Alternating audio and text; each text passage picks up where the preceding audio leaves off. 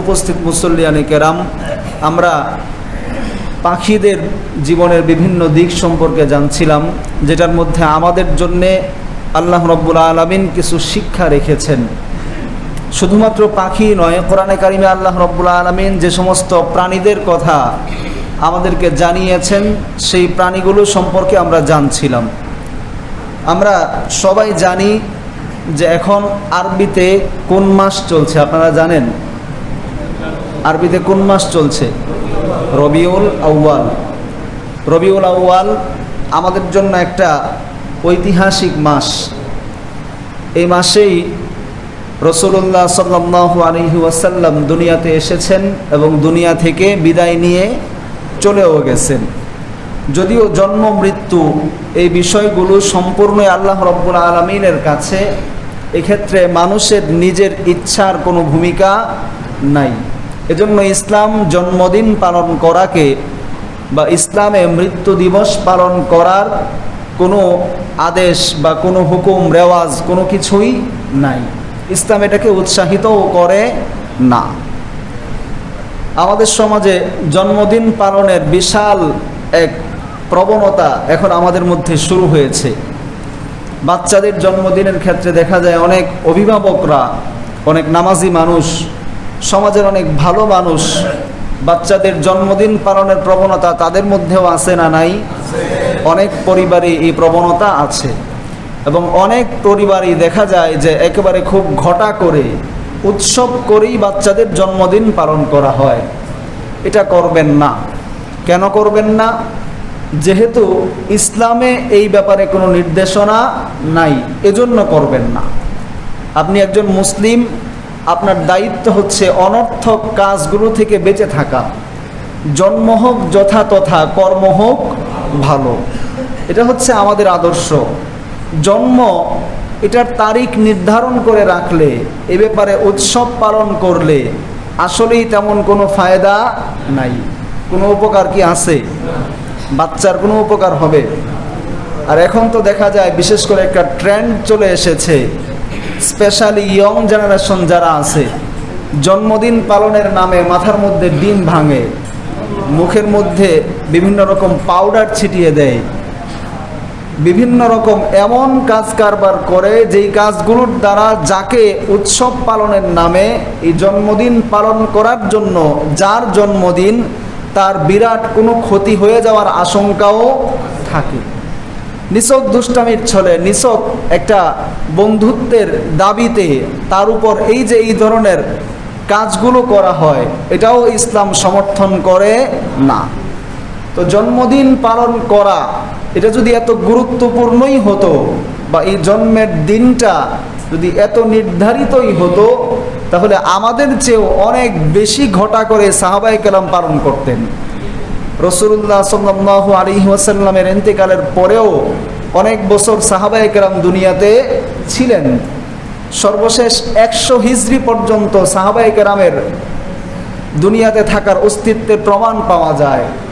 তো তারা আমাদের চেয়ে আরও বেশি মনে রাখতেন রাসূল সাল্লাল্লাহু আলাইহি ওয়াসাল্লামের জন্মদিন কবে, এটা রাসূল সাল্লাল্লাহু আলাইহি ওয়াসাল্লাম নিজেও ভালোভাবেই বলে যেতেন। সাহাবায়ে কেরামও সেটা খুব ঘটা করেই পালন করতেন। যেহেতু ইসলামে এটার কোনো উপকার অপকার নাই, কোনো গুরুত্ব নাই, অপকার ছাড়া, ক্ষতি ছাড়া কোনো উপকার নাই, এজন্যেই রাসূল সাল্লাল্লাহু আলাইহি ওয়াসাল্লাম, সাহাবায়ে কেরাম কেউ এই ধরনের কাজ করেন নাই। আমরাও রাসূল সাল্লাল্লাহু আলাইহি ওয়াসাল্লামের জীবনের কর্মকে আমাদের লক্ষ্য বাস্তবায়নের মূল চাবিকাঠি বানাবো। আল্লাহ রসুল যে পথ দেখিয়েছেন, যে মত দেখিয়েছেন, সেভাবে আমরা আমাদের জীবন পরিচালনার চেষ্টা করব। কিন্তু জন্ম মৃত্যু নিয়ে অতি আবেগ, অতি দরদ, অতি ভালোবাসা দেখিয়ে কোনো লাভ নাই।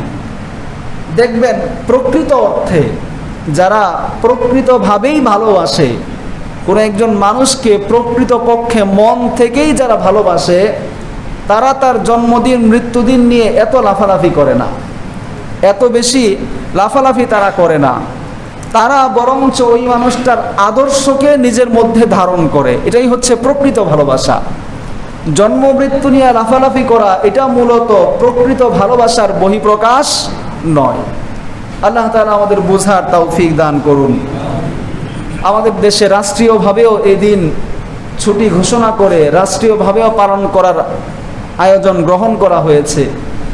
আমাদের একটা দাবি আমরা করতেই পারি যে রাষ্ট্রীয়ভাবে জন্মদিন পালনকে উৎসাহিত না করে বরং রাষ্ট্রীয়ভাবে রাসূল সাল্লাল্লাহু আলাইহি ওয়াসাল্লামের জীবনী অধ্যয়ন একেবারে ক্লাস 1 থেকে মাস্টার্স পর্যন্ত বাধ্যতামূলক করা হোক। তাহলে ফায়দা হবে, তাহলে উপকার হবে। শুধুমাত্র মুসলমানদের জন্য না, অমুসলিমদের জন্যেও রাসূল সাল্লাল্লাহু আলাইহি ওয়াসাল্লামের জীবনের পুরো জীবনকে অধ্যয়ন করা বাধ্যতামূলক করা হোক। তাহলে এটার মাধ্যমে পুরো জাতি উপকৃত হবে, পুরো জাতির ম্যান্ডেট একটা ভালো দিকে প্রবাহিত হবে। বিসিএস পরীক্ষা যারা দেয়, বিভিন্ন চাকরির পরীক্ষা যারা দেয়, চাকরির পরীক্ষার জন্য মানুষকে অনেক পড়াশোনা করতে হয়। এই পড়াশোনার ভিতরে আমাদের দেশের জাতীয় কবি সাহিত্যিক যারা আছে তাদের জীবনীও অধ্যয়ন করা লাগে। কবি নজরুলের জীবনী পড়া লাগে, রবীন্দ্রনাথ ঠাকুরের জীবনী পড়া লাগে, যারা বিভিন্ন ইতিহাসের বই লিখেছেন তাদের জীবনী পড়া লাগে।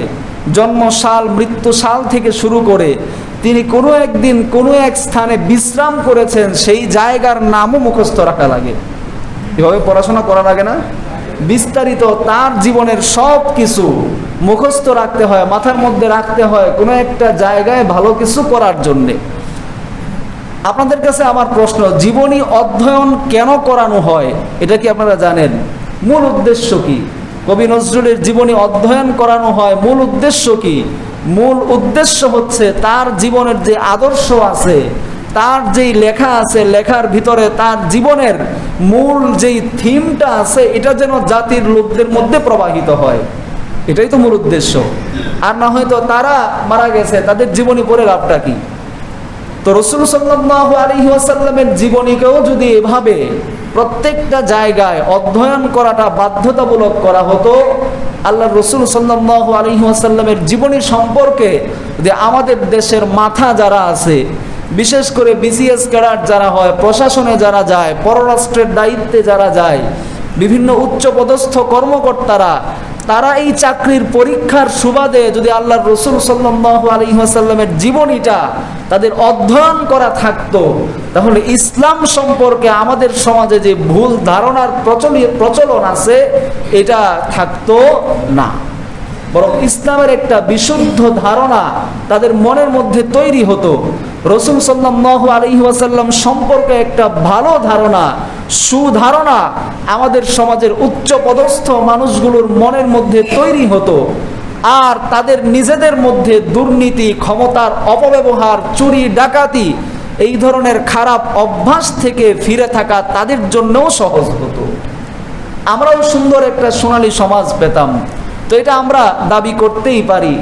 আমাদের দেশের যারা আছেন তারা যেন এই বিষয়গুলো নিয়ে ভাবেন যে কিভাবে দুর্নীতি দূর করা যায়, কিভাবে সমাজকে সুন্দর করা যায়। আপনি যদি সমাজকে সুন্দর করতে চান, আপনি যদি জাতিকে ভালো জাতিতে পরিণত করতে চান, তাহলে আল্লাহর রাসূল সাল্লাল্লাহু আলাইহি ওয়াসাল্লামের জীবনের আদর্শকে নিজের আদর্শে বাস্তবায়ন না করা ছাড়া কোনো উপায় নাই। এখন আপনি হয়তো জাতিগতভাবে পারবেন না, পুরো জাতি ঠিক করার দায়িত্ব আপনার না, কিন্তু আপনারও আল্লাহ তাআলা আপনাকেও কিছু জিম্মাদারি দিয়েছেন, কিছু দায়িত্ব আপনারও আছে না নাই? কথা বলেন, আছে না নাই? পরিবারের দায়িত্ব তো আপনার আছে। আপনার পরিবারের সদস্য যারা আছে তারা কয়জন আল্লাহ রসুলকে চিনে? আপনি নিজে কতটুকু আল্লাহ রসুলকে জানেন? রাসূল সাল্লাল্লাহু আলাইহি ওয়াসাল্লামের সিরাতের কয়টা বই আপনি পড়েছেন? রাসূল সাল্লাল্লাহু আলাইহি ওয়াসাল্লামের জীবনের কয়টা ঘটনা আপনি জানেন? আল্লাহ রাসূল সাল্লাল্লাহু আলাইহি ওয়াসাল্লাম কয়টা জিহাদে অংশগ্রহণ করেছেন? আল্লাহ রাসূল সাল্লাল্লাহু আলাইহি ওয়াসাল্লাম কিভাবে চলতেন, কিভাবে খাইতেন, কিভাবে ঘুমাতেন, তার এন্টায়ার লাইফের আদর্শ আমাদের মধ্যে কতজনের জানা আছে? এখানে তো অনেক উচ্চপদস্থ কর্মকর্তারা আছেন, অবসরপ্রাপ্ত অনেক কর্মকর্তারা আছেন, বর্তমান রানিং চাকরিজীবী অনেক কর্মকর্তারা আছেন।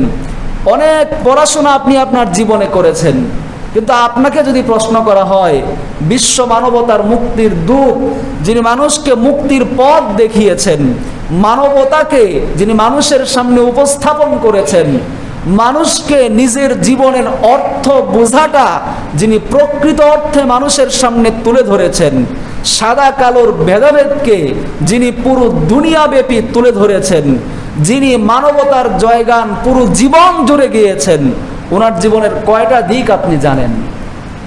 বরং নাস্তিকদের, অমুসলিমদের বিভিন্ন গোষ্ঠীর অপপ্রচারে আপনিও বিভ্রান্ত হয়ে যান। আপনার সামনে যখন রাসূল সাল্লাল্লাহু আলাইহি ওয়াসাল্লামের জীবনের বিভিন্ন দিকের সমালোচনা করা হয়, আপনিও চিন্তা করেন এই কথাটা মনে হয় ঠিকই। এই প্রবণতা আমাদের মধ্যে আছে না? আছে না? কেউ যদি আপনাকে যুক্তি দেয়, আপনার সামনে এখন দাঁড়ায় যদি কেউ যুক্তি দেয় রাসূল সাল্লাল্লাহু আলাইহি ওয়াসাল্লামের জীবনের বিভিন্ন দিক থেকে, তারা নেগেটিভ মাইন্ড নিয়ে যদি আপনার সামনে নেগেটিভভাবে উপস্থাপন করে, আপনিও নিজের মন দেখবেন অটোমেটিক আপনিও নেগেটিভ হয়ে গেছেন, যদি আপনার মধ্যে আল্লাহর রাসূলের জীবনের সঠিক ধারণা না থাকে। আমাদের সমাজে এমন যুক্তি দেওয়ার লোক আছে না নাই? যে রাসূল সাল্লাল্লাহু আলাইহি ওয়াসাল্লাম 9 বছর বয়সের আয়েশা রাদিয়াল্লাহু আনহাকে কেন বিয়ে করেছেন? এই কথা বললে তো আপনার মনের মধ্যে সমস্যা শুরু হয়ে যায়, যে মনে হয় আল্লাহর রাসূলের চরিত্রের মধ্যে সমস্যা ছিল। নাউযুবিল্লাহি মিন যালিক। এমন মনে হওয়া শুরু হয়ে যায় না? কেন মনে হওয়া শুরু হয়? কারণ আপনি আল্লাহর রাসূলের জীবনী সম্পর্কে কোনো ধারণা আপনার কাছে নাই। এজন্য ঈমান নিয়ে যদি বাঁচতে চান, ঈমানটাকে ঠিক রাখতে চান, সিরাত অধ্যয়ন আপনাকে করতেই হবে। রাসূল সাল্লাল্লাহু আলাইহি ওয়াসাল্লামের জীবনী সম্পর্কে আপনার কাছে ধারণা থাকতেই হবে। আপনি অন্তত নিজে শিখুন, আল্লাহ রাসূলের জীবনী আপনার পরিবারে আপনি বাস্তবায়ন করার চেষ্টা করুন, আপনার সন্তানকে আপনি শিখান। আপনার যদি সামর্থ্য থাকে 10 জন মানুষকে 10টা সিরাতের বই কিনে আপনি উপহার দেন, 10 জন মানুষকে সিরাত পাঠ করার সুযোগ আপনি তৈরি করে দেন। একটা সিরাতের বই কয় টাকা? 200-300 টাকা, সর্বোচ্চ 500 টাকা। এই অর্থ আপনি খরচ করে আপনার 10 জন ভাইকে আপনি বইটা উপহার দেন। অথবা আপনার যদি সামর্থ্য থাকে আপনি চেষ্টা করুন 10টা বই কিনে 10 জনকে দিয়ে, লিমিটেড টাইম দিয়ে, যে এরপর এই 10টা বই নিয়ে আপনি আরো 10 জনকে দিবেন। আর আপনার সামর্থ্য থাকলে নতুনভাবে কিনে আবার 10 জনকে দিবেন। অন্তত প্রত্যেকটা ঘরে ঘরে সিরাতের এই দাওয়াত আপনি পৌঁছে দিতে উদ্যোগী হন। এটা আপনার দায়িত্ব। আপনি যদি মনে করেন যে আপনার কোনো দায়িত্ব নাই, এক্ষেত্রে আপনি ভুল করবেন। নিজে জানুন, অন্যকে এই ব্যাপারে জানতে আপনি সহযোগিতা করুন, উৎসাহিত করুন। রাসূল সাল্লাল্লাহু আলাইহি ওয়াসাল্লামের জীবনী পড়তে আপনি অন্যকে উৎসাহিত করুন। তাহলে দেখবেন মনের মধ্যে ইসলাম সম্পর্কে একটা ক্লিয়ার ধারণা তৈরি হয়ে গেছে, একটা স্পষ্ট ধারণা তৈরি হয়ে গেছে। আপনি জানেন না, এজন্য ইসলামের জেহাদগুলো আপনার কাছে সন্ত্রাসের মতো মনে হয়। আপনি জানেন না, এজন্য ইসলামের বিভিন্ন দিকের আপনার কাছে সমস্যা মনে হয়, আপনার মনের মধ্যে সন্দেহের তৈরি করে।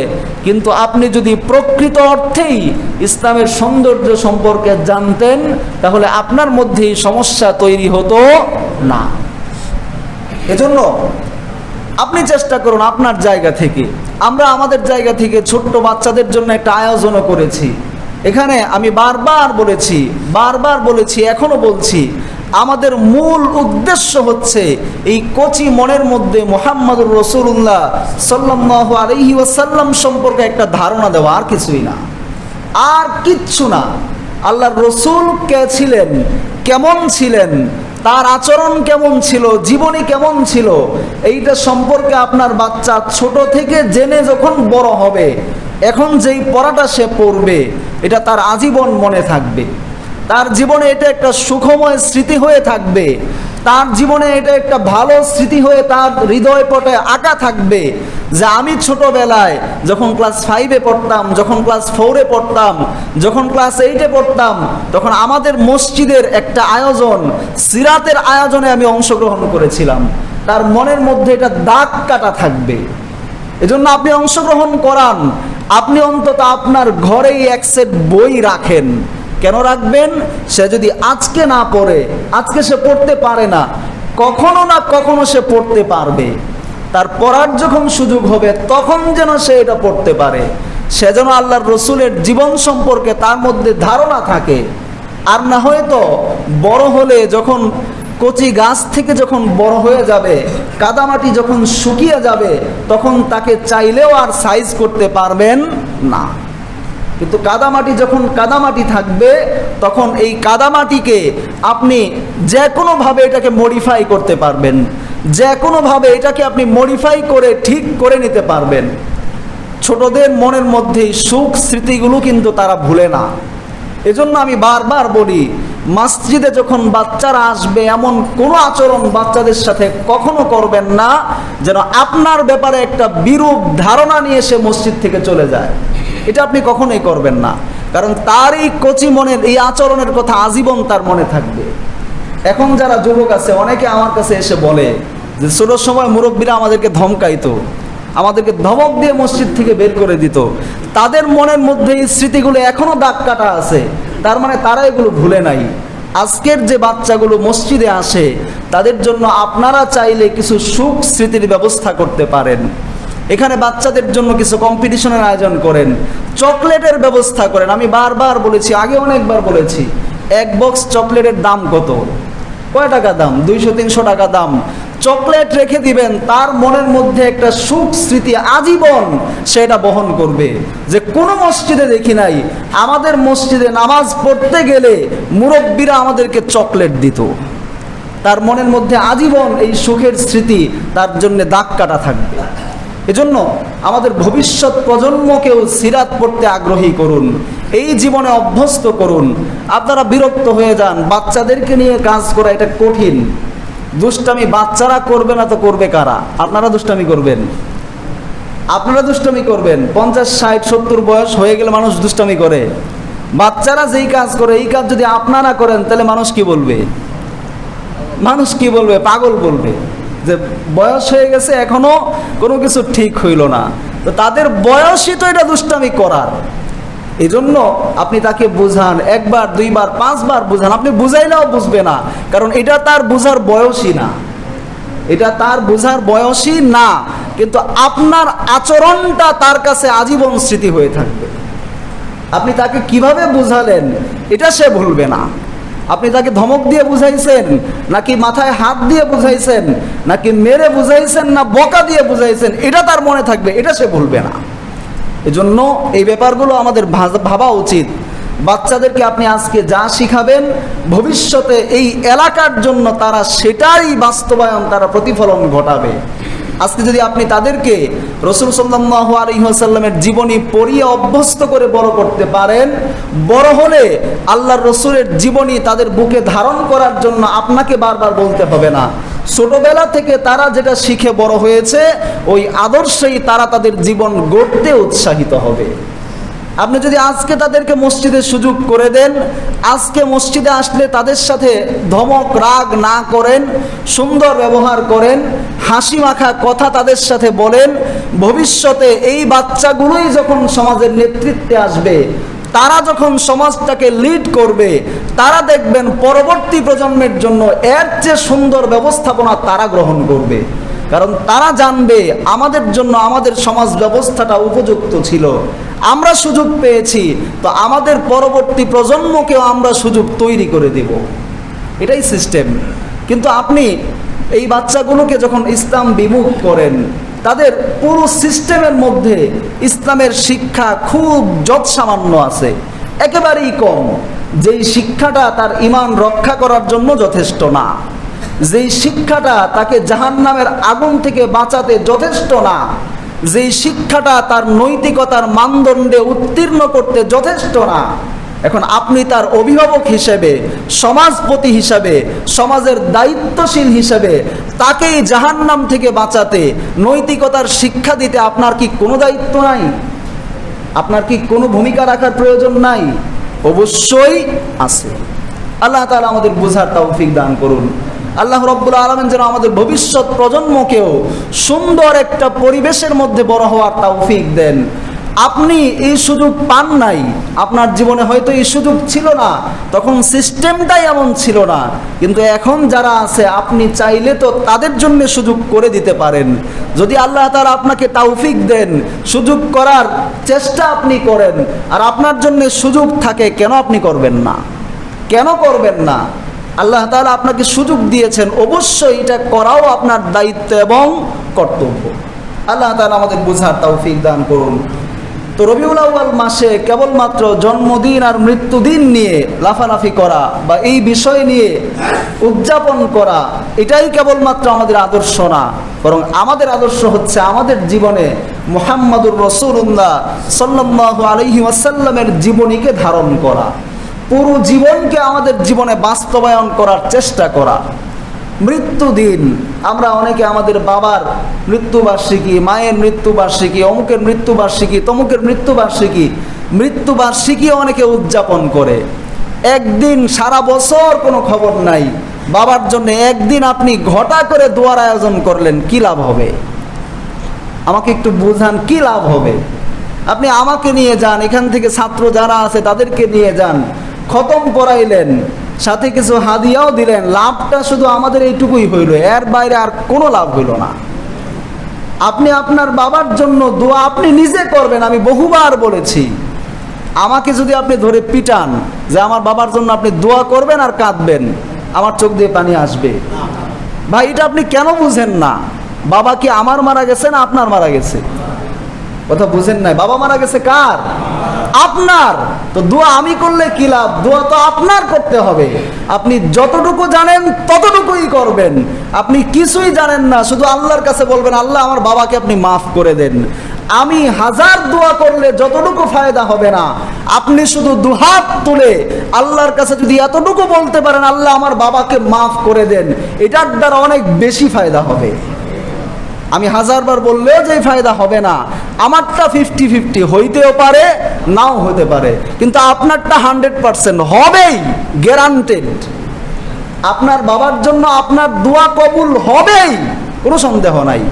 কিন্তু আমারটা 50-50 হতেও পারে, নাও হতে পারে। যত বড় হুজুর দিয়েই করান, ওইটাও 50-50। কাবা শরীফের ইমাম আয়েশাও যদি দোয়া করে আপনার বাবার জন্যে, তো আপনার দোয়ার সমকক্ষ কখনোই সেটা হবে না। কারণ আপনার দোয়া আপনার বাবার জন্য, আল্লাহ রসুল সাল্লাল্লাহু আলাইহি ওয়াসাল্লাম বলেছেন, সন্তান যদি কোনো পিতামাতার জন্য হাত তোলে, এই দোয়ার মাঝে আর আল্লাহর কবুলিয়তের মাঝে কোনো পর্দা থাকে না, আল্লাহ সরাসরি সেই দোয়া কবুল করেন। আর আপনি আপনার বাবার জন্য একদিন কেন দোয়া করবেন? বছরে একদিন কেন বাবার কথা মনে করবেন? আপনার পূর্বপুরুষদের কথা আপনি বছরে 2-1টা দিন নির্ধারিত সময় কেন মনে করবেন? প্রতি নামাজে সব সময় তাদের জন্য দোয়া করবেন। তাদের উসিলাতে আল্লাহ তাআলা আপনাকে সুন্দর পৃথিবী দেখার তৌফিক দিয়েছেন, তাদের উসিলাতে আপনি সুন্দর জীবন পেয়েছেন। তো তাদের জন্য দোয়ার নির্ধারিত ডেট, নির্ধারিত সময় কেন থাকবে? আপনি যতটুকু পারেন ততটুকু তেলাওয়াত করবেন, যা পারেন তা পরে বাবা মায়ের জন্য হাত তুলে আল্লাহর কাছে দোয়া করবেন। আলেমদের সাথে সম্পর্ক রাখবেন ভিন্ন কারণে, আলেমদেরকে বাসায় দাওয়াত দিবেন ভিন্ন কারণে, আলেমদেরকে হাদিয়া দিবেন ভিন্ন কারণে। বাবা মারা গেছে এজন্যে না, খতম করেছে এজন্যে না, আলেমদের সাথে সম্পর্ক রাখবেন ভিন্ন কারণে। নিজের বরকতের জন্য, নিজের জন্য দোয়া চাবেন, পরিবারের জন্য দোয়া চাবেন, বাবার জন্য দোয়া চাবেন, নিষেধ না। কিন্তু একটা দিন নির্ধারিত করে মৃত্যু দিবসেই বাবার নামে খতম করতে হবে আর হুজুরাইনা দোয়া করাইতে হবে, এই সিস্টেম থেকে বের হয়ে আসুন, এই সিস্টেম থেকে বাইরে চলে আসুন। এটা শরিয়ার সিস্টেম না। আল্লাহ তাআলা বুঝার তৌফিক দান করুন। কারণ মানুষের হাতের মধ্যে জন্ম মৃত্যু কিছুই নাই। মানুষ কবে দুনিয়াতে আসবে এটাও মানুষ জানে না, কবে মানুষ মারা যাবে এটাও মানুষ জানে না। তো তার এই দুইটা জিনিসের মধ্যে আমাদের জন্য শিক্ষা শুধু এইটুকুই যে মৃত্যুর নির্ধারিত কোনো ডেট নাই, কোনো সময় নাই, এর বাইরে এটা উদযাপন করার কোনো বিষয় নয়। তার মধ্যে যদি ভালো কোনো কর্ম থাকে, ভালো কোনো আদর্শ থাকে, উৎসাহ পাওয়ার মতো কোনো আদর্শ থাকে, সেটাকে আপনি গ্রহণ করুন, সেটাকে আপনি আপনার জীবনে বাস্তবায়ন করুন, তাহলে এটার মধ্যে ফায়দা আছে। এর বাইরে অন্য কোনো ফায়দা কোনো মানুষের জীবন থেকে নেওয়ার কিছুই না। আল্লাহ তাআলা বুঝার তৌফিক দান করুন। যে বিষয় আলোচনার জন্য নিয়েছিলাম এখান থেকে অনেক দূরে সরে গেছি। যাই হোক, আমরা আমাদের মূল আলোচনা সামান্য যতটুকু সময় আছে আমরা করব ইনশাআল্লাহ। আজকে যে আয়াতে কারিমা তেলাওয়াত করেছি, এই আয়াতে কারিমায় আল্লাহ রাব্বুল আলামিন একটা পাখির কথা বলেছেন। এই পাখিটার নাম হচ্ছে হুদহুদ। আপনারা নাম শুনেছেন? হুদহুদ পাখি। সুলাইমান আলাইহিস সালামের সাথে একটা ঘটনা আল্লাহ রাব্বুল আলামিন কোরআনে কারিমে উল্লেখ করেছেন। সুলাইমান আলাইহিস সালাম, আল্লাহ রাব্বুল আলামিন তাকে পুরো দুনিয়ার রাজত্ব দিয়েছিলেন। তিনি বাতাসের কথা বুঝতেন, পাখির কথা বুঝতেন, যত সৃষ্টি আছে ক্ষুদ্র পিঁপড়ার কথাও আল্লাহ তাআলা তাকে বোঝার ক্ষমতা দিয়েছিলেন। এত বড় বাদশা ছিলেন। দুনিয়াতে দুইজন নবীর কোনো শত্রু ছিল না। একটা হচ্ছে সুলাইমান আলাইহিস সালাম, আরেকজন আদম আলাইহিস সালাম। এই দুই নবী ছাড়া দুনিয়াতে সব নবীর এন্টি গ্রুপ ছিল। আদম আলাইহিস সালামের সময় তো মানুষই ছিল না দুনিয়াতে, ওনার শত্রু আর কে হবেন? যারা ছিল সবাই ওনার সন্তান। আর সুলাইমান আলাইহিস সালামের বিরুদ্ধে কে যাবে? জিনেরাও তার কথা শুনে, বাতাসও তার কথা শুনে, এই পাখিরাও তার কথা শোনে, বড় বড় দৈত্য হাতি সব তার কথা শোনে। এমন পাওয়ারফুল কারো বিরুদ্ধে গিয়ে দাঁড়ানোর ক্ষমতা কারো আছে? বাতাসকে যদি বলে এখান থেকে তুফান দিয়ে উল্টায় সব ফেলে দাও, তো এই লোকের বিরুদ্ধে দাঁড়াবে কে?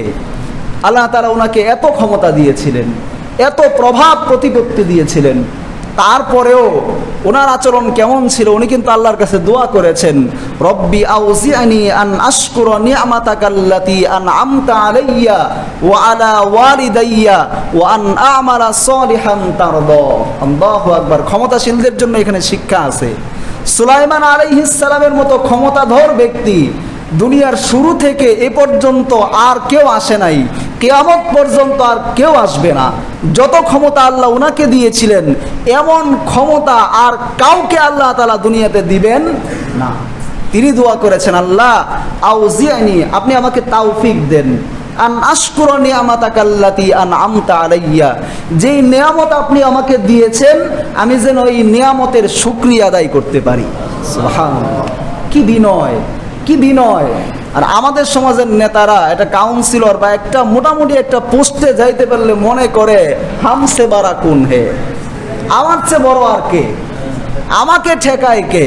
কোনো মতে একটা পোস্ট যদি খালি দলীয় পোস্ট হয়, তার ক্ষমতার দাপটে আশপাশের মানুষের ঘুমাইতেই পারে না। তার ক্ষমতার দাপটে আশপাশের মানুষের আর কোনো শান্তি নাই। একটা গল্প শুনেছিলাম, এক ব্যাঙ ছিল। ব্যাঙ, তার গর্তের মধ্যে একটা স্বর্ণ মুদ্রা ছিল। তো তার কাছে মনে হয়েছে এটা অনেক বড় সম্পত্তি। স্বর্ণ মুদ্রার উপরে গিয়ে কতক্ষণ বসে, শরীরটা একটু গরম হয়, বের হয়ে রাজার হাতি আসতেছে, ওই হাতির দিকে পা বাড়ায়া পা দেখায়, রাজার হাতিকে পা দেখায়। আবার কতক্ষণ পরে স্বর্ণ মুদ্রার উপরে যায় বসে, বের হইয়া আবার রাজার হাতিকে কি দেখায়? পা দেখায়। এই গরম কিসের? ওই যে স্বর্ণ মুদ্রা, ভিতরে যে স্বর্ণ মুদ্রা আছে, এটার উপর বসলে তার শরীর গরম হয়। এই শরীর গরম হওয়ার কারণে রাজার হাতিকে বের হয়ে এসে কি দেখায়? পা দেখায়। এবারে রাজার যে উচিত ছিল সে চিন্তা করলো, ব্যাঙ এই আচরণ করতেছে কেন, কারণটা কি? বারবার বের হইয়া আমারে পা দেখায়, কারণটা কি? এটা খোঁজার জন্য রাজার উজির এই ব্যাঙের গর্তের মধ্যে গর্তটা খুঁড়লো, খুঁড়ে দেখে যে ভিতরে একটা স্বর্ণ মুদ্রা আছে। বুঝলো, ও এটাই তো আসল। এটার উপর যখন সে বসে তার শরীর গরম হয়ে যায়। গরম হওয়ার পরে রাজার হাতিকেও সে আর হাতি মনে করে না, রাজার হাতিকেও সে কি দেখায়? পা দেখায়। এবার উজির আস্তে করে স্বর্ণ মুদ্রাটা নিয়ে গেছে।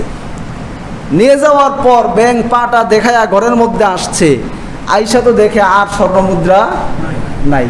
স্বর্ণ মুদ্রাও শেষ, শরীরের যে গরম ছিল গরমও শেষ, পা দেখানোও শেষ। আমাদের সমাজের কিছু নেতার অবস্থা এমন, কিছু টাকা হইলে আর কিছু ক্ষমতা হইলে রাজার হাতিকেও পা দেখানো শুরু করে, রাজার হাতিকেও পা দেখানো শুরু করে, ইসলামকেও কটাক্ষ করা শুরু করে, ইসলাম ধর্মকে বাদ দেওয়ার মতো দুঃসাহস দেখানো শুরু করে। এরা জানে না এই স্বর্ণ মুদ্রা যদি সরে যায় তাহলে পা দেখানো আর সুযোগ থাকবে না। ক্ষমতা পাওয়ার পরে কি করবে এই ধরনের আর কোনো কিছু খুঁজে পায় না। মাননীয় প্রধানমন্ত্রী চাইলে এই বিষয়গুলো তদন্তও করতে পারেন। যারা বঙ্গবন্ধু নামে বেশি লাফালাফি করে, অতি উৎসাহী। খন্দকার মোশতাক যখন বঙ্গবন্ধুকে হত্যার পর ক্ষমতা দখল করেছিল, তার চেয়ে বিলাপ আহাজারি ওই মুহূর্তে বঙ্গবন্ধুর নামে কথাবার্তা এর চেয়ে বেশি আর কেউ বলে নাই। তো যারা অতি উৎসাহী, বেশি কথাবার্তা বলে বঙ্গবন্ধু আর বঙ্গবন্ধুর পরিবার নিয়ে, তাদের ব্যাপারে মাননীয় প্রধানমন্ত্রী চাইলে একটা তদন্ত করে দেখতে পারেন, অথবা তাদেরকে সামান্য ক্ষমতা অপসারণ করে পরীক্ষা করে দেখতে পারেন এগুলো কি সুসময়ের পাখি নাকি এগুলো দুঃসময়েও কাছে থাকে। এটা চাইলে মাননীয় প্রধানমন্ত্রী দেখে নিতে পারেন। আল্লাহ তাআলা বোঝার তৌফিক দান করুন। তো সুলাইমান আলাইহিস সালাম সব পশু পাখির খোঁজ খবর নিতেন। খোঁজ খবর নেওয়া অবস্থাতে হুদহুদ পাখিকে তিনি খুঁজলেন। ওয়াতাফাক্কাদাত তায়রা ফাকালা মা লিয়া লা আরাল হুদহুদ। হুদহুদ পাখিকে আমি কেন দেখতে পাচ্ছি না, তার কি হলো? সে কি অনুপস্থিত নাকি আমার কোনো কারণে আমি তাকে দেখতে পাচ্ছি না? সুলাইমান আলাইহিস সালামের সাথে হুদহুদ পাখির ঘটনা এখানে অনেক লম্বা। আমি শুধুমাত্র হুদহুদ পাখির বৈশিষ্ট্য কি এ সম্পর্কে সামান্য কিছু আলোচনা করব। হুদহুদ পাখি এমন একটা পাখি, এই পাখির একটা বৈশিষ্ট্য হচ্ছে সুলাইমান আলাইহিস সালাম অন্য পাখিকে না খুঁজে হুদহুদ পাখিকে কেন খুঁজেছিলেন, এ ব্যাপারে একটা ব্যাখ্যা এসেছে তাফসিরে, যে সুলাইমান আলাইহিস সালাম ছিলেন সফরে, তার সেখানে পানির প্রয়োজন ছিল। হুদহুদ পাখি অনেক উপর থেকে জমিনের কোথায় পানি আছে, কোথায় খনিজ সম্পদ আছে, এটা দেখার ক্ষমতা আল্লাহ তাআলা তাকে দিয়েছিলেন। সুবহানাল্লাহ। জমিনের কতটুকু গভীরে পানি আছে উপরে উঠতো, আর সে তার চোখ দিয়ে, তাকে আল্লাহ তাআলা এমন ক্ষমতা দিয়েছিলেন, সে দেখতে পেত কতটুকুর নিচে এখানে পানির উৎস আছে। সুলাইমান আলাইহিস সালাম তারপর জিনদেরকে দিয়ে সেখান থেকে পানি উঠাতেন। এই জন্য সুলাইমান আলাইহিস সালাম এই পাখিকে খুঁজেছিলেন। কিন্তু সবচেয়ে মজার বিষয় হচ্ছে এই পাখি উপর থেকে পানির নিচ পর্যন্ত, পানি পর্যন্ত দেখে। তো একজন ব্যক্তি প্রশ্ন করলো ইবনে আব্বাস রাদিয়াল্লাহু আনহুর কাছে যে হুদহুদ পাখি উপর থেকে পানি পর্যন্ত দেখে, অথচ তার জন্যে যে শিকারের জাল পাতা হয় এটা সে দেখে না, কারণটা কি? জমিনের গভীরে কি আছে ওইটাও দেখে, কিন্তু জমিনের উপরে তার জন্য জাল পাতা হয়েছে এটা সে দেখে না, কারণটা কি? ইবনে আব্বাস রাদিয়াল্লাহু আনহু বলেছিলেন যে ইদা জা আল কদর, যখন কারো জন্য ভাগ্য নির্ধারিত হয়ে যায়, তার ভাগ্য যখন সামনে চলে আসে, আমি আল বাসর, তার দৃষ্টি তখন অন্ধ হয়ে যায়। সুবহানাল্লাহ। এজন্যই দেখবেন অনেক বুদ্ধিমান মানুষ, যারা অনেক চৌকস, সমাজের অনেক চৌকান্না মানুষ, অনেক দূরদর্শী মানুষ, কিন্তু একেবারে ছোটখাটো বিষয়ে তারা পেছে পড়ে যায়। হয় না এমন? অনেক চৌকান্না, অনেক বুদ্ধিমান, সব কিছু সম্পর্কে জানেন, কিন্তু একেবারে সামান্য বিষয়, এই ব্যাপারে তিনি পেছে পড়বেন এটা কেউ ধারণাই করে নাই, অথচ এই ব্যাপারেই তিনি কোনো একটা বিপদে পড়ে যান। আল্লাহ রাব্বুল আলামিন বুঝান, তোমাকে যতটুকু আমি দিয়েছি ততটুকুই তোমার আছে, এর বাইরে তোমার কিছুই নাই। যত চৌকান্না হও, যত ক্ষমতাধর হও, যত কিছুই হও, আমার ক্ষমতার সামনে আমার সাথে চৌকান্না করে, চালাকি করে কোনো লাভ নাই। আল্লাহ রাব্বুল আলামিন মানুষের ক্ষমতার যে একটা সীমাবদ্ধতা আছে, বা মানুষের বুদ্ধি বিবেচনার একটা সীমাবদ্ধতা আছে, এটাই বুঝিয়েছেন যে যত বিচক্ষণ তুমি হও, আমি আল্লাহ রাব্বুল আলামিন চাইলে সামান্য বিষয়েও তোমাকে বিপদে ফেলে দিতে পারি, যেটা তুমি কখনো ধারণাই করো নাই যে এই জিনিস থেকে আমার পতন হয়ে যাবে, এখান থেকে আমার সব শেষ হয়ে যাবে, এটা তুমি কোনোদিন চিন্তাও করো নাই। কিন্তু আল্লাহ চাইলে সামান্য বিষয় দিয়েই তোমার সব কিছু ধূলিসাৎ করে দেওয়ার ক্ষমতা আল্লাহর আছে। অনেক বড় পালোয়ান, কলার সিল্কার মধ্যে পিস্তা খেয়ে হাড়গোড় ভেঙে গেছে, এমন হয় না? শক্তিশালী, অনেক শক্তি আছে, কিন্তু সামান্য কলার সিল্কা এটা সে দেখে নাই, এটার মধ্যে পিস্তা খেয়ে তার হাত পা ভেঙে গেছে। সামান্য বসা থেকে উঠতে গিয়ে সঠিকভাবে না উঠতে পেরে একটা আঘাত পেয়ে মৃত্যুর মতো অবস্থা হয়ে গেছে, এমন হয় না? অর্থাৎ আল্লাহ রাব্বুল আলামিন বুঝান, তোমার কাছে যা কিছুই আছে সব কিছুই লিমিটেড, একটা পরিমাণের ভিতরে, এর বাইরে তোমার কাছে কোনো কিছুই নাই। নমরুদের মতো এত ক্ষমতাধর বাদশা, আল্লাহ রব্বুল আলামিন তাকে ঘায়েল করতে ব্যবহার করেছেন একটা মশা, একটা ল্যাংড়া মশা, একটা মশা, তাও এটা সুস্থ না, একটা ল্যাংড়া মশা। আল্লাহ রব্বুল আলামিন বুঝালেন অনেক চৌকান্না হতে পারো, অনেক ক্ষমতার অধিকারী হতে পারো, অনেক কিছুই তোমার থাকতে পারে, কিন্তু আমি আল্লাহ রব্বুল আলামিন যখন চাবো তোমাকে শেষ করে দিতে, তোমার তাকদীর যখন এসে যাবে, তুমি চিন্তাও করতে পারবা না, এমন জায়গা দিয়েই তোমার ধস শুরু হবে। সুতরাং আল্লাহর বিরুদ্ধে, ইসলামের বিরুদ্ধে যেন আমরা অবস্থান না নেই। দলাদলির ঊর্ধ্বে থাকবে ইসলাম, আপনি যে দল করেন করেন, কিন্তু ইসলামের প্রশ্ন যখন আসবে তখন কোন দলের সেটা দেখে বসে থাকা চলবে না। কোরআনের প্রশ্ন যখন আসবে তখন কোন দল আপনি করেন, আপনার দল ক্ষমতায় না বিরোধী দল, সেটা দেখার সুযোগ আপনার নাই।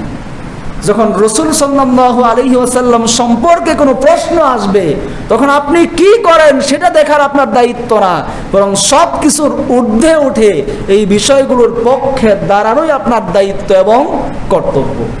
আল্লাহ তাআলা বোঝার তৌফিক দান করুন। আল্লাহ সুবহানাহু ওয়া তাআলা কোরআনে কারিমে আরেকটা পাখির কথা বলেছেন, সেই পাখির নাম হচ্ছে কাক। কাক তো সমাজে অনেক দেখা যায়, যে আমরা এত পাখি থাকতে, এত সুন্দর সুন্দর পাখি থাকতে আল্লাহ তাআলা কাকের কথা কেন বললেন? কাকের ঘটনাটা আরো সুন্দর। আল্লাহ রাব্বুল আলামিন কাককে একটা শিক্ষা মানুষদেরকে দেওয়ার জন্য দুনিয়াতে আল্লাহ তাআলা কাককে ওই মুহূর্তে কাকের আবির্ভাব আল্লাহ তাআলা ঘটিয়েছেন। আদম আলাইহিস সালামের দুই সন্তান কুরবানি করেছেন, একজনের নাম হাবিল আর একজনের নাম কাবিল, আপনারা জানেন সবাই। তো কাবিল যখন হাবিলকে হত্যা করলো, অর্থাৎ কাবিলের কুরবানি কবুল হয় নাই আর হাবিলের কুরবানি আল্লাহর কাছে কবুল হয়েছে, এই জেদে রেশারেশি করে কাবিল কি করলো? হাবিলকে হত্যা করলো।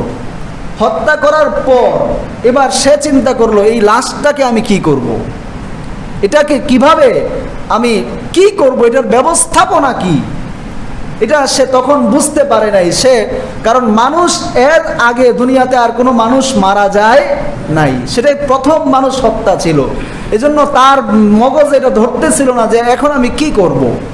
আল্লাহ তাআলা একটা কাক পাঠালেন, ফাবাসাল্লাহু গুরাবান ইয়াবহাসু ফিল আরদ লিউরিয়াহু কাইফা ইওয়ারি সাওআতা আখি قال يا ويلتا أعجزت أن أكون مثل هذا الغراب فأواري سوءة أخي فأصبح من النادمين। আল্লাহ তাআলা একটা কাককে পাঠালেন। কাক এসে তার পা দিয়ে মাটি সরিয়ে, মাটি খুঁড়ে আরেকটা কাককে ওই মাটির গর্তের ভিতরে দাফন করলো।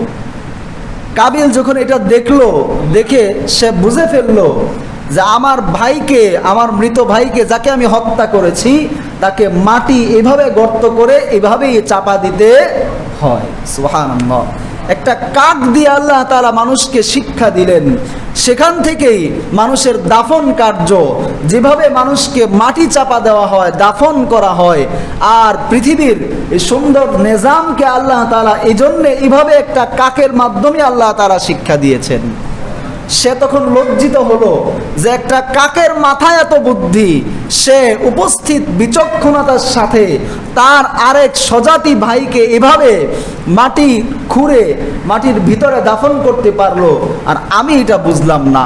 এজন্য আল্লাহ রাব্বুল আলামিন কাকের কথা কোরআনে কারিমে উল্লেখ করেছেন। এখান থেকেও আমাদের জন্য অনেক শিক্ষা আছে। কাক একটা বিচক্ষণ পাখি, উপস্থিত বুদ্ধি অন্যান্য পাখির যতটুকু আছে কাকের তার চেয়ে অনেক বেশি আছে। উপস্থিত বুদ্ধি, ইনস্ট্যান্ট কি করতে হবে, উপস্থিত বুদ্ধি অন্যান্য বোবা জানোয়ার যেগুলো আছে তাদের উপস্থিত বুদ্ধিমত্তা যতটুকু আছে, কাকের এমন একদম উপস্থিত বুদ্ধিমত্তার পরিমাণ অনেক বেশি। এবারে আসি এই সমস্ত পশু পাখিগুলোর সাথে আমরা কি আচরণ করব, কিছু প্রশ্ন এবং এক্ষেত্রে কিছু সমাধান। আমরা আমাদের জন্য কোন কোন পাখি খাওয়া জায়েজ, কোন কোন পাখি আমরা খেতে পারবো এবং আমরা শিকার করতে পারবো, কোনগুলো আমাদের জন্য জায়েজ। যে পাখিগুলো নিজের পাঞ্জা দিয়ে শিকার করে, পাঞ্জা কি বুঝেন? নিজের থাবা, সেগুলো খাওয়া নিষেধ। যে পাখিগুলো নিজের পাঞ্জা দিয়ে শিকার করে, এই পাখিগুলো খাওয়া কি নিষেধ, এগুলো খেতে পারবেন না, এগুলো হারাম। আর যে পাখিগুলো নিজের ঠোঁট দিয়ে খায়, এই পাখিগুলো খাওয়া যাবে। কিন্তু আমাদের দেশে পাখি শিকারের ব্যাপারে সরকারি আইন আছে। আপনি যেই দেশে থাকেন ওই দেশের আইন মানাও আপনার দায়িত্ব এবং কর্তব্য।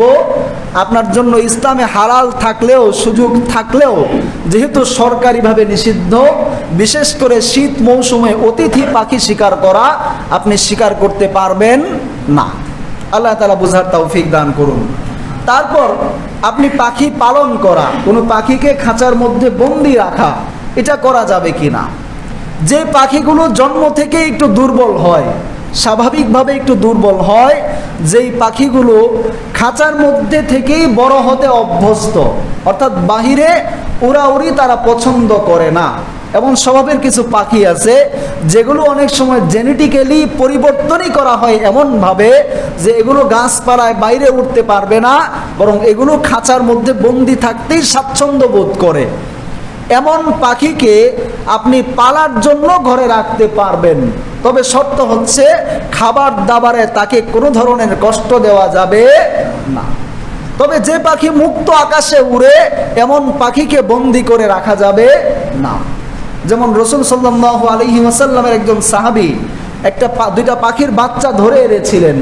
মা পাখি তার মাথার আশপাশে বারবার ঘুরঘুর করছিল। আপনারা ছোট সময় এই ঘটনা অনেকে পড়েছেন। রাসূল সাল্লাল্লাহু আলাইহি ওয়াসাল্লাম নির্দেশ দিলেন যে তুমি এই বাচ্চা পাখি দুটোকে যেখান থেকে এনেছো সেখানেই রেখে আসো। অর্থাৎ পাখির প্রতিও মুহাম্মদুর রাসূলুল্লাহ সাল্লাল্লাহু আলাইহি ওয়াসাল্লামের অগাধ ভালোবাসা ছিল।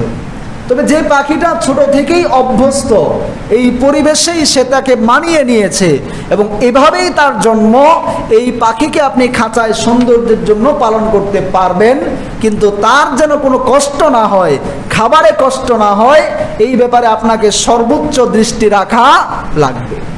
এভাবে অ্যাকোয়ারিয়ামে আপনি ইচ্ছা করলে মাছও পালতে পারবেন। অ্যাকোয়ারিয়ামে যারা মাছ প্রতিপালন করেন, এই মাছগুলো এমনভাবেই তাদেরকে কনভার্ট করা হয়, জেনেটিক্যালি তাদেরকে কনভার্ট করে ফেলা হয় যেন তারা এইভাবে বন্দি থাকতেই স্বাচ্ছন্দ্য বোধ করে।